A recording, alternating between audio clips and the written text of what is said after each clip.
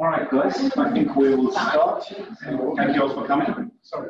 It gives me great pleasure to introduce Associate Professor Erin Hartnett, who is visiting us from NYU. Erin's a pediatric nurse practitioner and a fellow of the New York Academy of Medicine.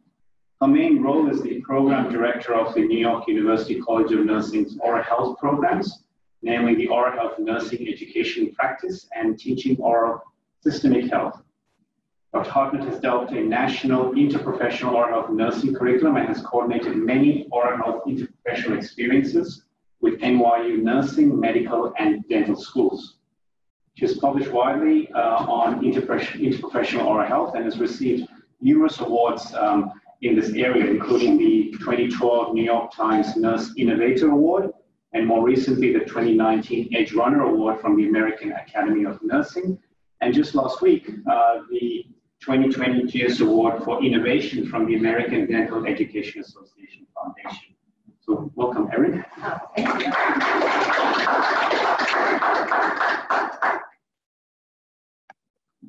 Thank you, Ajesh, for inviting me. I'm very honored to be here. Just wanted to speak with you a little bit about how nurses have an essential role in value-based oral health care. So we're hearing more and more about value-based care and population health care, all because our population is aging, there's a greater burden of chronic disease, and much more medical technology. And with this greater demand for health care, we are having to decide what is of value and what gives us a good outcome for patients. And we believe that nurses are essential in oral health and population health management in order to get a good value for care. So my program is shortened to OHNEP. It's the Oral Health Nursing Education and Practice Program. And our main goals are to advance a national and now international oral health agenda for the nursing profession. And we do this by building an interprofessional oral health workforce and by integrating oral systemic health into the nursing curriculum, both graduate and undergraduate.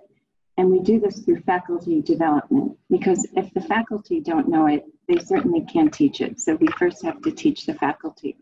And then curriculum integration. We don't expect people to add a new course into their already overburdened load. We want them to learn how they can integrate bites. We call them oral health bites into whatever they're teaching. If they're teaching pneumonia or diabetes or celiac disease, how they can integrate what's important to oral health in what they're already doing. And then the establishment of best practices in clinical setting, because there are many nurses who are out there in practice that need to learn about oral health because they haven't learned that in their education. So we base our oral health care model on we've adapted the WHO model. So we know that we have very serious national oral health needs and that we have a fragmented oral health system. But we believe that we can build the oral health workforce capacity if we just educate all of our healthcare professional students in interprofessional oral systemic health, as well as collaborative practice, so that when they finish, they'll be workforce ready, and they will be able to increase the access for patients who have oral health disparities, and then we will be able to improve our oral health outcomes. So when you look at population health management, it's really a model of care delivery that emphasizes well care over sick care. And it integrates all of the social determinants of health into the focus on disease management. So for population health management, you need a healthcare team. And the team monitors the patient's progress and health. They identify and coordinate the needs the patient has. They support the goals of the patient. They find out what the patient goals are. and then they connect them to social and economic resources. So it is a big task for population health management. If you look at the old versus the new, our old individual paradigm was individual focused. Now we're looking at the whole population. It was provider centered. Now it's patient centered. And the provider used to be only the physician. Now it's a team. Care was very fragmented, where people would just come when they were ill. Now it's coordinated with the team. Many encounters are no longer face-to-face, they're virtual encounters. And instead of provider-directed, it's patient and provider in a partnership. As I just mentioned, instead of episodic care, there's more chronic disease management. And instead of fee-for-service, it's now value-based reimbursement.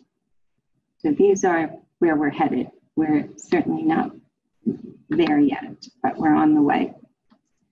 So when you look at value, if all our reimbursement is going to be value-based, how are they going to judge what that is? Value means different things to different people.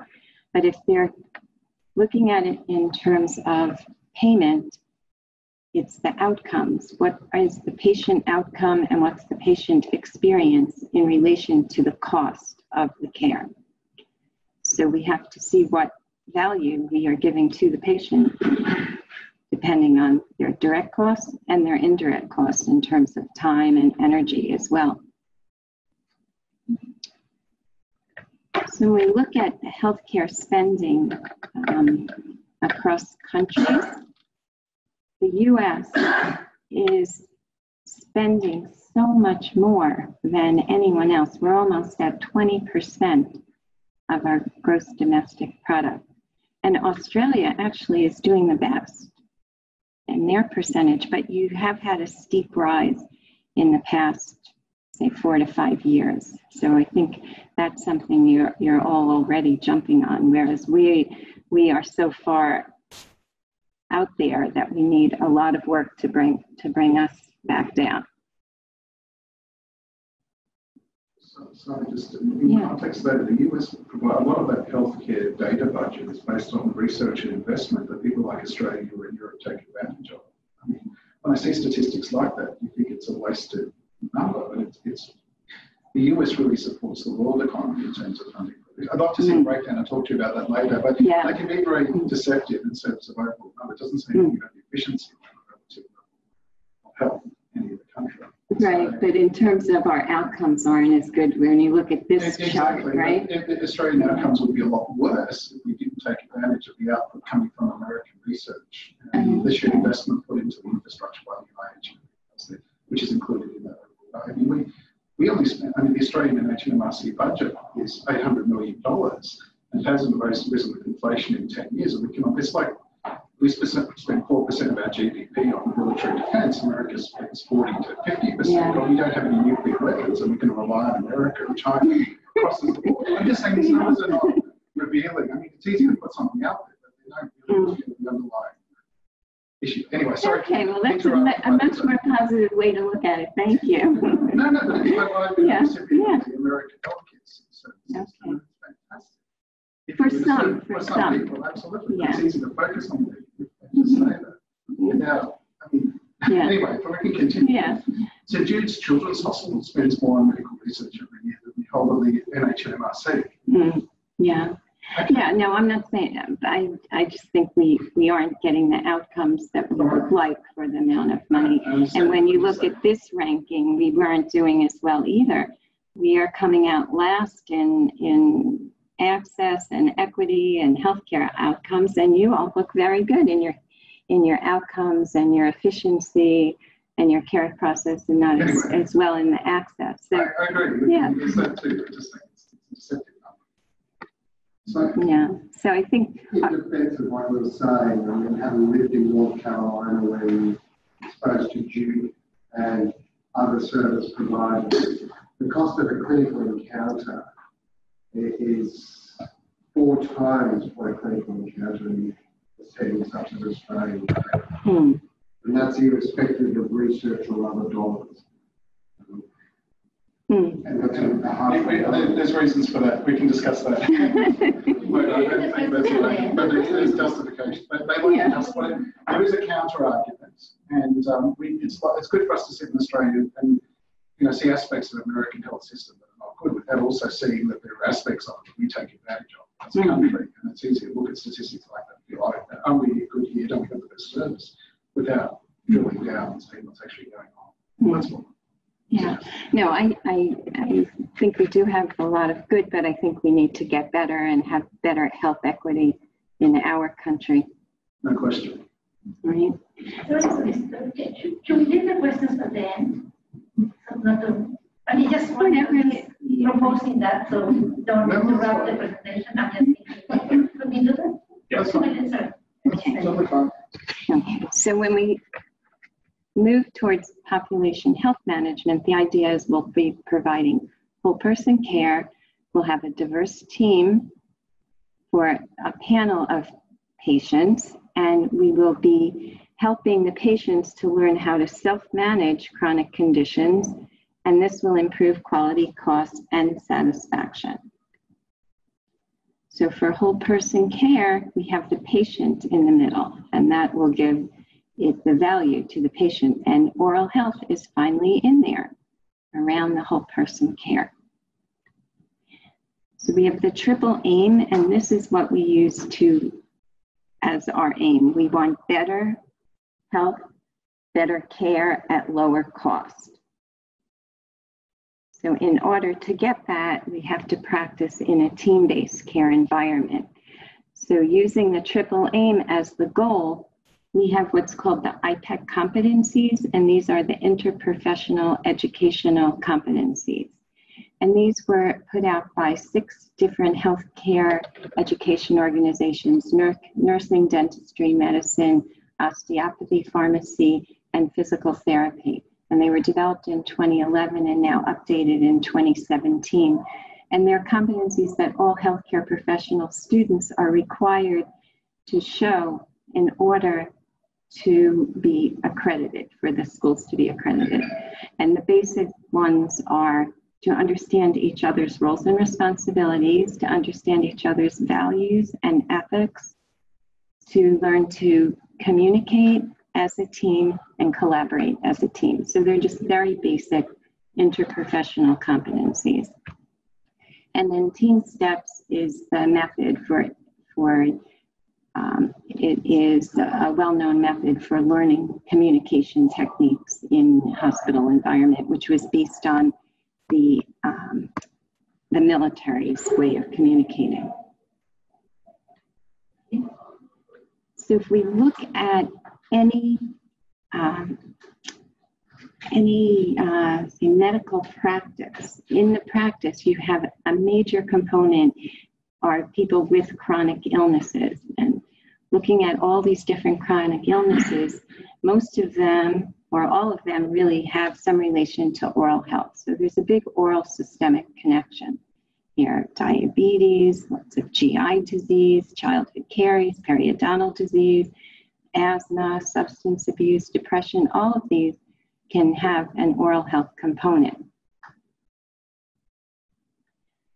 And then when we look at the people who are in a population, it's divided into probably 30% of people in a community practice would be healthy, and all they would really need would be some education in ways to stay healthy.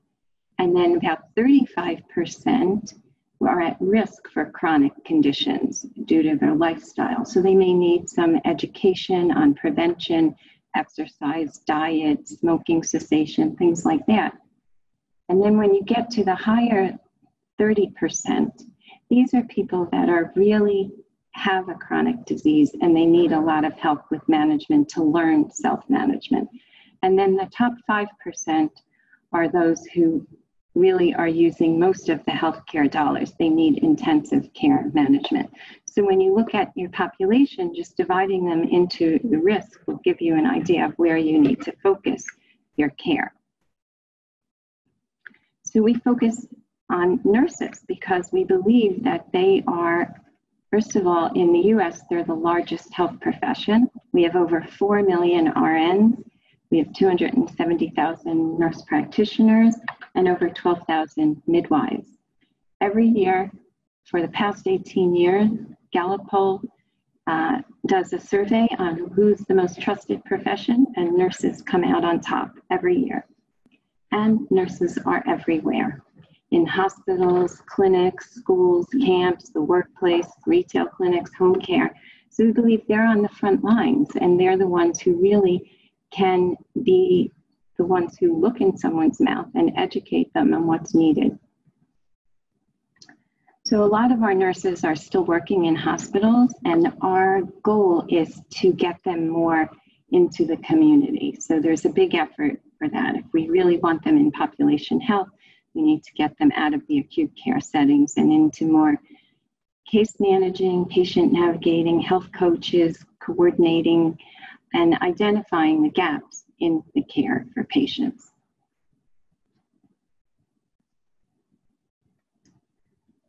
So we use the population health driver diagram, and this is a way to increase our use, to increase the patient's use of the oral health care. So in this diagram, the aim is to get more people to use the oral health care system. So the goals, in order to do that, we have to increase the affordability and the availability of the oral health system, prevent diseases of the mouth, and achieve oral health equity. So those are the goals. So there are primary and secondary drivers. So in order to get people to the healthcare system, they need to be educated on the importance and the urgency of it. They also need to have access to the prevention and care. And they also need to, the healthcare system has to have enough workforce capacity to handle them, and the data needs to be monitored. So we have to look at these drivers and say, are we educating the providers and the patients in oral health? And are we reaching out to the underserved populations? Are we educating dental and non-dental professionals in the needs of oral health throughout the lifespan? And are we including families in the care of oral health of our patients? So there's all different ways that we have nurses doing this. So we have a lot of different interventions throughout the population. I'll just give you some examples of what we want our nurses to do. So if the goals are to increase affordability and availability, prevent oral disease, and achieve oral health equity. So first, if we look at oral health in pregnancy, so we all know that oral health is related to some poor pregnancy outcomes. Okay, some preterm birth, there's not a direct relationship, but there certainly is a relationship. And we also know that if a mother has untreated caries, it's more likely that her child will have untreated caries. In one study that was done in the US, 76% of pregnant women reported that they had a toothache, and yet only half went to a dentist. So why aren't they going to the dentist? Either they're afraid, right? There's a lot of myths surrounding pregnancy and dental care. They think it's unsafe. There are dental providers who don't want to see them. And their medical providers, their pregnancy providers, are not teaching them that they need to go to the dentist. The same study showed that 44% of the pregnant women said their pregnancy provider had not even mentioned to them the importance of going to the dentist and having oral health taken care of.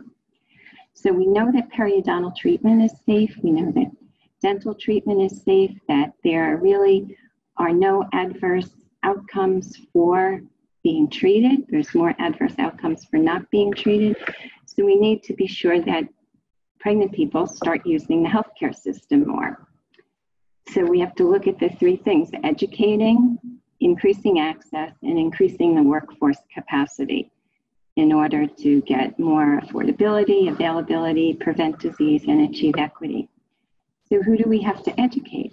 Right now, we want to be sure we educate the pregnant woman so that she knows that it's important for her health, that it's safe, and that it's related to the pregnancy, it's related to the infant, to the infant transmission of caries and oral care.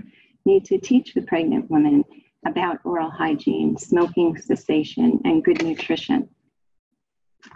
Then how do we increase access to preventive care? So we have this oral health care during pregnancy national consensus statement, and this is by the American Obstetricians and Gynecologic College. And it's got it's a great resource for pregnancy providers, dental providers, and patients. And it's got 3 different sections.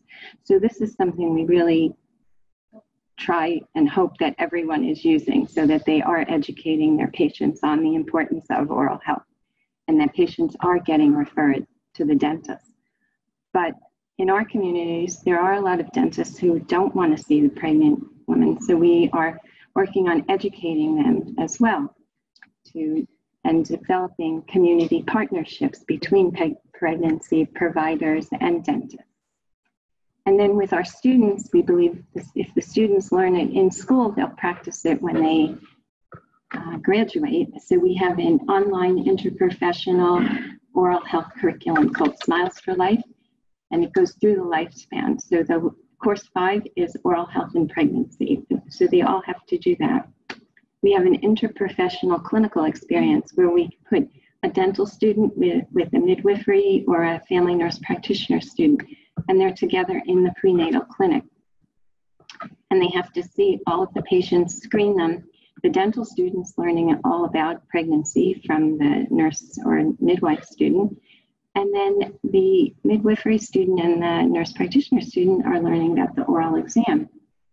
And after the screening, they get referred to the dental clinic. Another program we did for pregnant women was the Nurse Family Partnership. We did a pilot program. These are nurses that are in the home, and they're assigned to first-time at-risk mothers in the home all through the pregnancy and until the baby is 2. So we taught them oral health, and then we did surveys before and after for the nurses, for the moms, and we were able to show that just a small education program increased the nurse's knowledge and her practice behaviors, as well as the mother's knowledge and practice behaviors. And the mothers were then cleaning the children's teeth twice a day. And at graduation, when they were 2, the babies graduate, they had no white or brown spots on their teeth. And it was this tiny little program that really made such a difference that we're trying to get it into the National Nurse Family Partnership curriculum. Then we do workshops on midwives with midwives at their annual conference, where we try to teach them how to do an oral exam. We bring in standardized patients so they can practice on them. So then with children, we know early childhood caries is a major health problem, most common chronic disease of childhood, 5 times more common than asthma. Here we have 16 million children in the US, but 80% of the early childhood caries are in the 20% of children, mainly the children with lower socioeconomic status, because they haven't had either the education or the access. So our goal is to make sure that they do get better care, increase affordability, availability, prevent disease, and get oral health equity. So we're teaching the patients and the parents about the importance of oral health, doing oral exam, fluoride varnish, nutrition, and oral hygiene. And then how we are encouraging access is the Affordable Care Act now gives dental coverage to children under 18. We also have a lot of primary care provider education, because our United States Preventive Task Force now recommends that all children in their primary care visit get fluoride varnish every either 4 to 6 months. And so primary care providers need to be educated in that, how to do that. And doing dental referrals, trying to connect primary care, and dental. And then one of the programs that I started is called Chemo Without Cavities, where we bring oral health into the Pediatric Oncology Center so that the children don't have to go out. They have enough to do with their cancer and their treatment. And if we are bringing dentists into the cancer center, it really is very helpful to them. And all the children get fluoride varnish every 3 months, and this is done by the oncology staff. So we want to educate our students in pediatrics to ensure that they do this when they graduate. So they do a Smiles for Life. Course 2 is child oral health. We have 2 different interprofessional programs for pediatrics. One in the dental clinic, we put a dental student, a medical student, and a nurse practitioner student together in the pediatric dental clinic. And they work there with the pediatric dental resident. And they learn to do an oral exam. And then the dental student learns about any oral systemic problems or medication issues with the patients. We also send the students out to our Head Start centers, which are like our early childhood centers for low-income children. We have a new grant, which is a school-based program where we send nurses and dental hygienists to the schools together, 2 different teams to do oral exams, fluoride varnish, and silver diamine fluoride. And then we run workshops for our nurse practitioners that are in our school-based clinics, and the pediatric nurse practitioner, we go to their conference each year to educate them on oral health. So what we are concerned about with our adolescents, namely, is the rise in HPV in terms of it being the most common sexually transmitted disease. 12,000 young people are infected every day. We have 26 million Americans on any day having an oral HPV infection. There's 9 strains known to cause cancer and 6 suspected of cancer. And there's a big rise in oropharyngeal cancers now in much younger people. So what we want to do is be sure our adolescents get the HPV vaccine, because we find that parents are very resistant to this. They really don't want to think about their youngster having sex, and so they only associate it with that. But we try to educate them on this is our only anti-cancer vaccine, and this is something that is so important before they have any exposure. So the education is for the parent and the patient about HPV and about the vaccine and the importance of getting it. And we try to focus education on our primary care providers so that they are educating parents and teens on this and making sure they get the vaccine. As far as working with our students, we do the Smiles for Life is course 7. They do the oral exam. We have adolescent school-based programs, so we educate the nurse practitioners there on that. We have preceptor development workshops that include this. And then in the different organizations, when we go to their conferences, we're including it. We just had 2 of our faculty members run a men in nursing group, and they were giving a presentation to 9th graders this last week. So we gave them a presentation. We made them a presentation on the importance of the HPV vaccine for 9th graders, just to be sure that they had that information.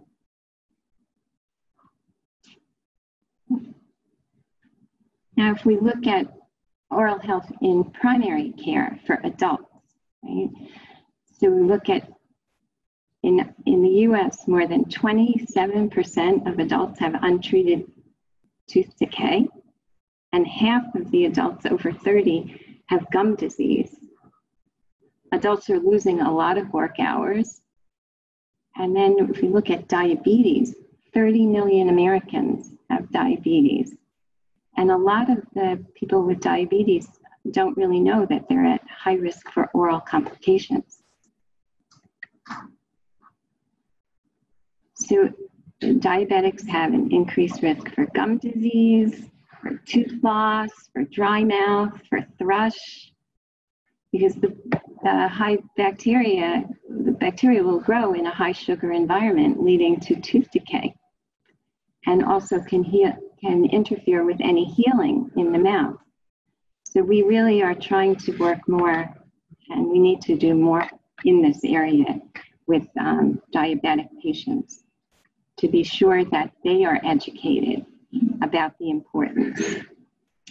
So we always have nurses in the diabetic clinic, make sure they're monitoring the glycemic control, checking for oral hygiene, teaching patients on nutrition, exercise, weight control, smoking cessation, strategies for dry mouth, and screening for oral cancer.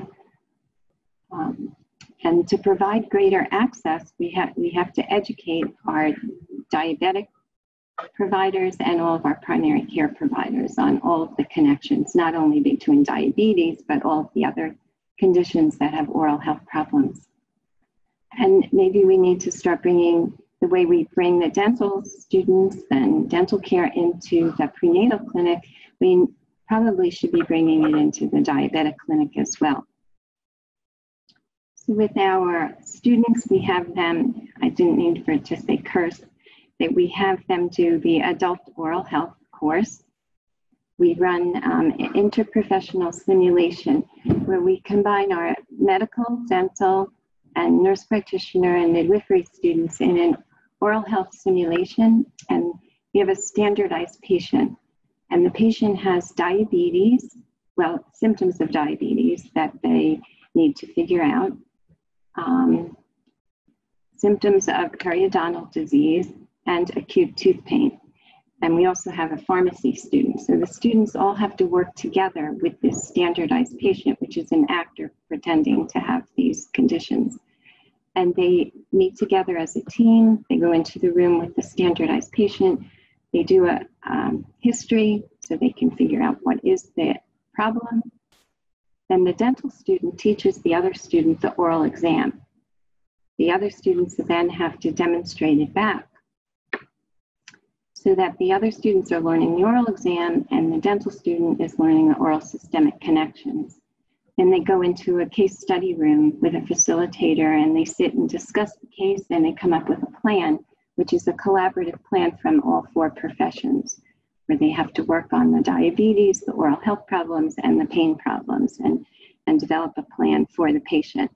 And then they have to practice calling each other using this team steps approach and different methods. So it's been a program we've been running now for 7 years, and it's very well received. And we wrote an article about it, and we've had a lot of good statistics where we show that their interprofessional competencies have really increased significantly from pre to post.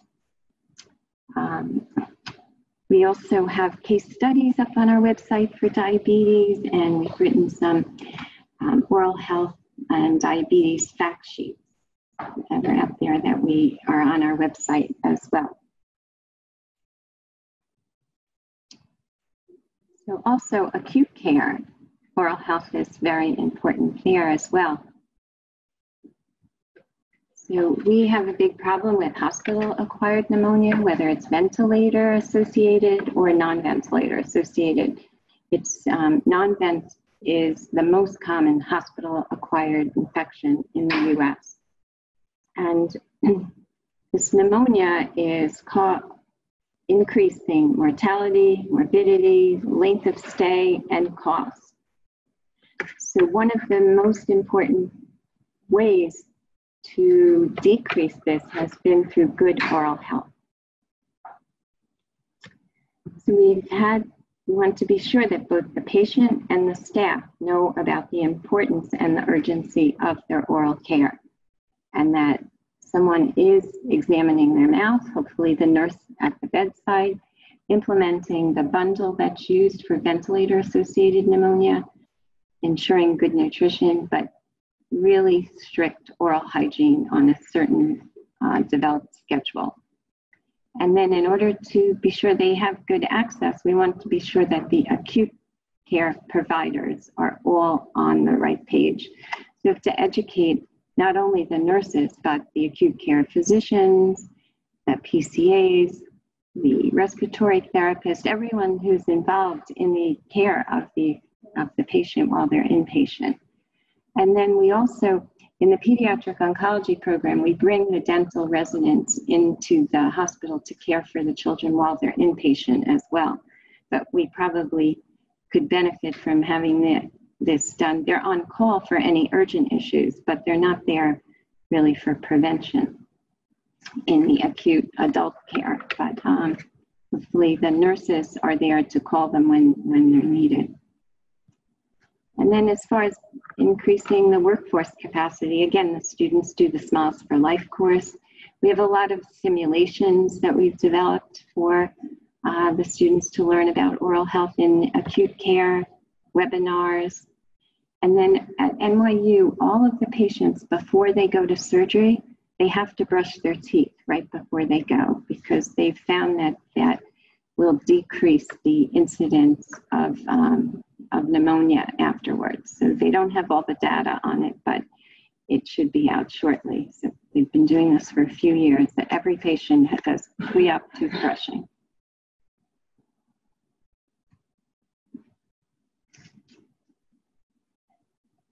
And then we look at behavioral health. I think this is often one of the most neglected areas. When you think of the patients who have mental health problems, someone with depression, and they really, they're just not taking care of themselves at all. So oral health is certainly something that goes. People who are abusing either alcohol or drugs or tobacco, those are all associated with poor oral health. Bipolar disorder, they may be overly brushing and really causing damage to their gums and dental abrasion by just brushing too much. And then what about patients with eating disorders and vomiting? And they're causing dental erosion. So often these patients they may be seeing a mental health provider, but no one's really addressing these oral health issues. And often they're on different medications which cause xerostomia.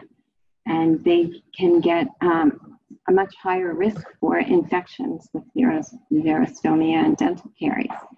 So we need to be sure that our mental health providers know about these things and educate them to look at their patients' mouth, to advise their patient on oral hygiene, on strategies for dry mouth, on nutrition.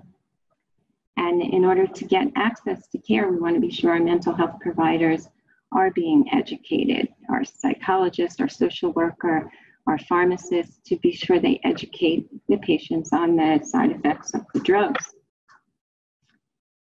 So we do have some programs that are bringing dental care into homeless shelters or mental health clinics, but certainly need more of that. We had a preceptor workshop where the head of our mental health program gave a talk on dental anxiety, so that all the other providers could become more aware of some of the issues people may have with fear of dentistry. We also have some simulations, and NYU just opened a center for people with, it says dental disabilities, but I think I don't really mean dental disabilities. They have physical and emotional disabilities, and it's harder for them to receive dental care. And they hired a nurse practitioner to run this clinic because she's the one who's going to be there helping them deal with whatever their either medical or emotional issues are in obtaining dental care. So it's a new center, and it's got a very large disability population, patients with autism and CP and anxiety and different developmental disabilities. So it certainly has been needed. And I think the nurse practitioner there will really be a big help to them. So, okay. And then when we think of older adults, I mean, our population is getting much older, and a lot of this generation are retaining their teeth, not like the generations before us. And these teeth have more extensive restorations. that older people's teeth don't remineralize like younger. They often have physical disabilities due to maybe stroke or Parkinson's, and it's harder for them to maintain their clean mouth. And then oral cancer is certainly found in older populations too. Sometimes people say, oh, older people don't really need to take care of their teeth, but they certainly have plenty of reasons, not only personal, for smile and kisses and laughter, and for good nutrition, for their own health and quality of life, that it's important for older people to maintain their oral health as well.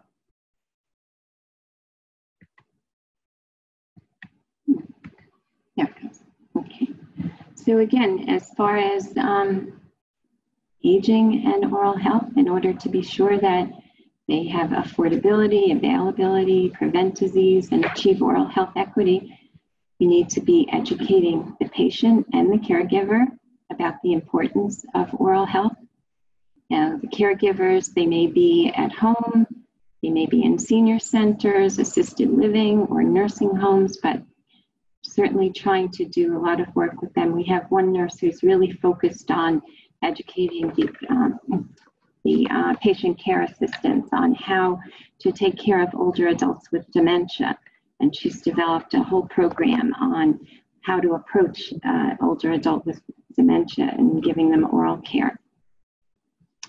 And then our students, they have to do the older adult course in Smiles for Life. We have a program where we put our students together, the dental students, RN, and nurse practitioner students in senior centers. And they go up there and they teach not only the seniors about oral health, but they teach the volunteers and the case managers. And they've been working hard with them. And one of the seniors said, well, what good is this? Now you've taught us all this, but we still don't have a dentist we can go to. So it turned out the staff was so engaged in it that they did their own study of finding dentists in the area for the seniors and developed a list and contacted the dentist. And now they have a whole referral system in their senior center. So we feel like that whole thing has been sustainable now. And especially since we have the home health aides and the volunteers and helping the seniors, it's really worked out. And then again, we're doing webinars. We have a geriatric webinar and workshops for different professionals. And then the last is the oral health at the end of life, where it's very often neglected. And this is where people really want to keep their dignity. They still need nutrition, comfort. They still want to communicate with their loved ones and not be worried about their mouth. And so we want to be sure that our nurses are examining patients' mouth, giving good oral hygiene, know about dry mouth techniques. There's special equipment for oral care for patients. And we are educating our palliative and hospice care providers as well. And there aren't a lot, but there are some dentists who will do in-home visits for patients who are homebound, which we really need more of that. And so in order to build the workforce capacity, again, we're doing webinars and workshops and educating our students in this area as well. So some of the tools that I mentioned are the Smiles for Life. This is open access to anyone. It's an online free curriculum. It has 8 different modules that go through the lifespan. There's one you can use for teaching or one you can assign to students, get a certificate for each course. And then there's also a mobile app, which you can download for use at in the clinical area.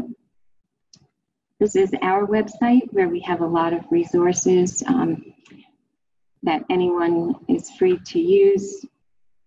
The thing that we really promote is our faculty toolkits. We have an undergraduate and a graduate faculty toolkits where the faculty can just integrate oral health into whatever they're teaching, and it's divided into each separate course. This is our signature article, putting the mouth back in the head, at HEENT to the HENOT exam. So we all learned the HEENT exam, which is head, eyes, ears, nose, and throat. And so we have changed it to the HENOT exam. We've added the oral cavity so that our students cannot forget the oral cavity. And this is what they have to learn as part of their physical exam. And it's really taken off for a lot of other schools as well. These are some of the oral health facts. These are sheets you can download from the website that we use for our patients: diabetes, HPV, older adults. So, and this, just to show you that this is the Greater New York Dental Meeting. It's the largest dental meeting in the country every year. And they have invited nursing into their dental meeting. And we do this workshop with them. This was last year's, but we're doing it again this year. We've done it for about 4 or 5 years. And we have dentists there, and then we have nursing students come and work with the dentist. And then they bus in 500 children a day. And the nursing students get educated in the morning, and then in the afternoon, they help take care of the children doing oral exam and fluoride varnish. So that's been a big nursing dental program that we have going. So I think population health is a team sport, and I think it is an uphill battle, but I think we're all in this together, and it's for the patient. So I think there's a lot we can do together. So thank you. Thank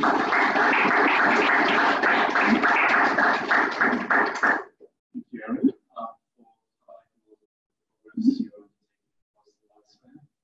Australia has been a bit slow in raising this interprofessional avenue. But we're slowly getting there. So Erin came down to Melbourne last week, and we actually launched a national network for the integration of oral health across the various states, bringing different disciplines. But there's still a lot of work to do, particularly from the nursing perspective. You know, oral health and nursing has never gone together in recent times. So we're slowly trying to get there, but we now have a formal collaboration with NYU and Erin, so we're hoping to get some traction in that area. So thank you again. Any questions? Yes. Yeah, really clear, and it's fantastic to see linking such initiatives to primary healthcare. In Australia, one of the problems we seem to have, and I don't know how other people find it, but everything has to be directed at a disease-specific intervention, so diabetes, oncology, or something else. How do you, I notice many of your initiatives were likewise, but how do you take that conversation from those contexts to make it about global population health? Is there secrets that you can share with us? Yeah, I don't know. I think the idea is that we want to be sure it's in every population and focus more on prevention and education before the patient gets to that chronic disease level.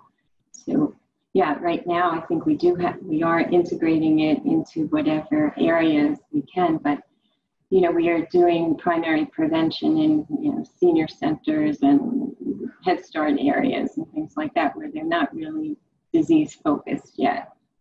So just to pick up on that a little bit, in the less affluent communities, and I don't know if you're aware, this is one of the less affluent communities you're in right now in Sydney. How do you get those services out to people? Because this is one of our major challenges. We often just see them at the end when they've got their bacterial endocarditis or some other complication that's arising from poor oral health. I'm going to trick that because we find dental funding in this country is not universal. It is expensive. And public access is a major issue that we face. So I think in many ways it's equivalent to the US system. Exactly. Yeah. So do you get providers? Do you identify providers, or do you identify the program and then leave it to the administrators to find the providers for the dental care? So what we've been doing is mainly education and prevention and screening, right? And we do that in areas of most need, either, for different clinics and senior centers and all, school-based clinics. But then when they need a referral to a dentist, often that is a harder part. But because we have a dental school with a dental clinic, we can send them there. But we're working on developing providers in the neighborhood, like in the senior centers, where they were able to find providers who would take the public health insurance, because that's one of the problems we have is our older population does not have, there's no coverage for people over 65 for dental care, no public coverage. You get Medicare for medical, but nothing for dental. So you have to buy that if you want it. So often the seniors can't find dental care. So it's really either getting them into the clinics or finding providers who will accept whatever they will. But that's definitely still a problem for us too. So that's why I think the focus, if we can just educate people to prevent a lot of these problems, they're all preventable, all these, dental caries and gum disease. I might just add to that, because we've been trying to explore this area for over the last 10 years and looking at different areas. There is this initial assumption that because dental service access is an issue, they completely close the door to even education and training. And from a non-dental professional point of view, they don't want to open up a can of worms by discussing this because, well, where do you go with that?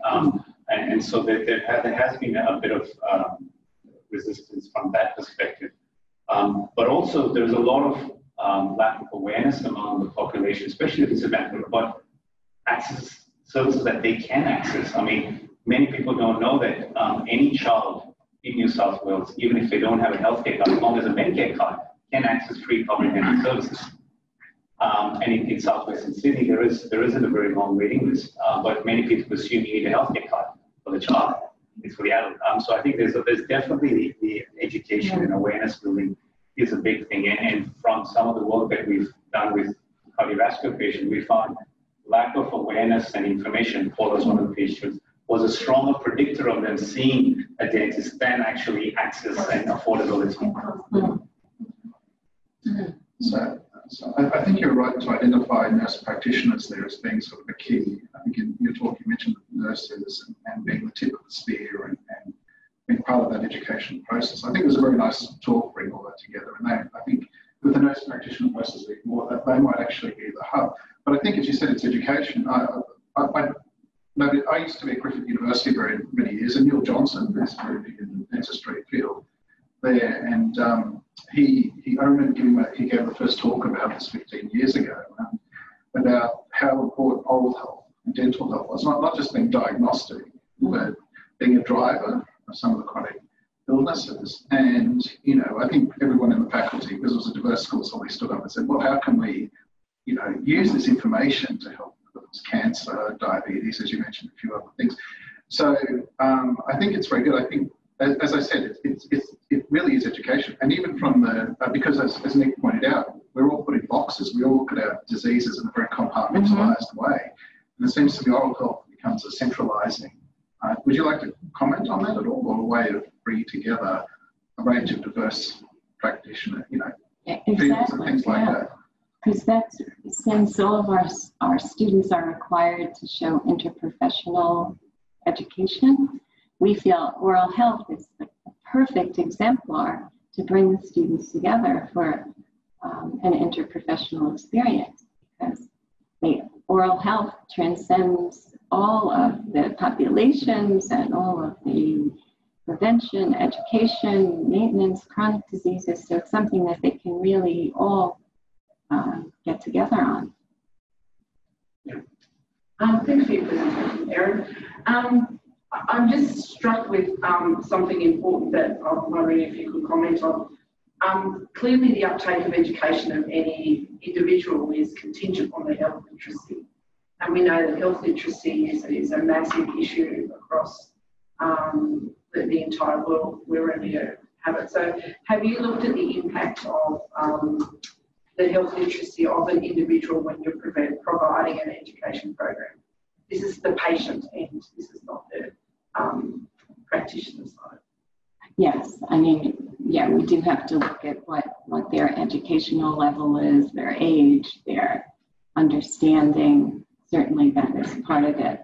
So I did a commentary last week about the impact of social media on and the spreading of misinformation, and the review articles that I looked at showed that in general healthcare providers are not evaluating health literacy prior to providing education to patients very well at all. So I think we need to really consider that impact, especially for individuals who have a poor education level, and consider that we may be giving them the messages, but there may be their health literacy is impacting on whether they understand exactly what that means, or misinformation that they get, in particular, I guess, around Gardasil in particular. So the highest levels of misinformation on social media around vaccines. Anyone wanted to know.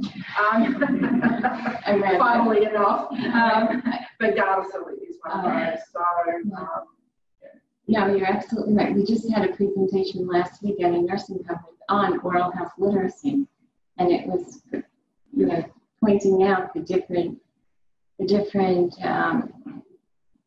important messages and how they're not getting through to patients. One of the examples we had was a mom brought her daughter for an ear infection, and she got the medicine, and it said give 1 teaspoon 2 times a day. So she poured the medicine into the ear. So it was, I'm saying we're not being clear to our patients. We're not making sure that they understand what we're telling them, and making sure that when things are written down, it's their right language, their understanding. They have to, give a teach back so that we know that they understood what we told them. In regard to prevention, I was just wondering what was the status of fluoridation in the US and the US? Well, I don't know the exact number, but it's definitely pretty high. There are a lot of areas that are still fighting against it. Like lots of New York areas have no fluoride. So I don't know the exact number. One last thing, I've done a lot of teaching to pharmacology, and we're talking about pregnancy and things like that. I'm not sure.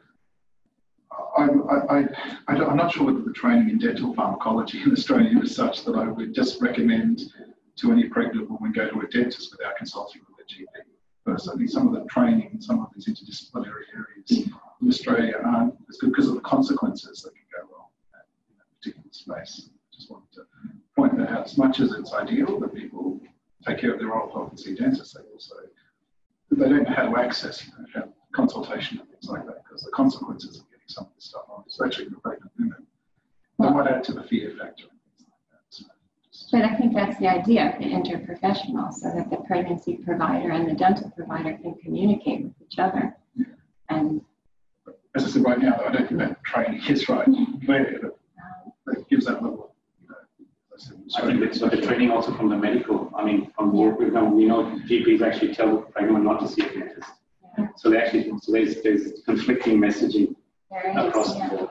I would argue very much taking the general practitioner out of that chain is actually better for the patient. And I have enough confidence in our dental trainees, but medical and nursing, that they would appropriately address pregnant women and their risks attached to having dental care during pregnancy. There is a lot of competency there, and I think the problem you're highlighting is often connecting the patient or the consumer with the appropriate care, rather than making it hierarchical. I think we need to move away from that. And our general practitioners are overwhelmed. I think it's entirely appropriate for them to seek dental care from appropriately trained individuals. Yeah, and that's the key, appropriate training and the networking. in our consensus statement, it does have a list of medications that are safe in pregnancy that we use. Again, it's communication with the doctor about the interacting effects as well, lack of communication. That's another topic. And then we even made up prescriptions for the midwives to use, and to check off when they're referring, and the patient can have, X-rays. They may not necessarily, as Nick was saying. All right, great. It's been a great discussion. Thank you for your questions. Please join me again to thanking Erin.